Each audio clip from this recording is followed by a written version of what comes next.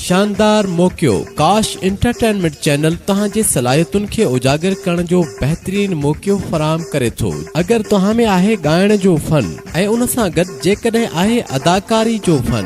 जेकॾहिं तहां मॉडलिंग जो टैलेंट रखो था त पोइ हींअर ई काश एंटरटेनमेंट चैनल ऑफिस नज़द अलाइड स्कूल साम्हूं Girls Degree College Zafar Bazaar डहर की ऑफिस में राब्तो कंदा या मोबाइल फोन नंबर 030625714530 0333724098 0315724098 0346724098 030782589997 030034178667 ते राब्तो कंदा।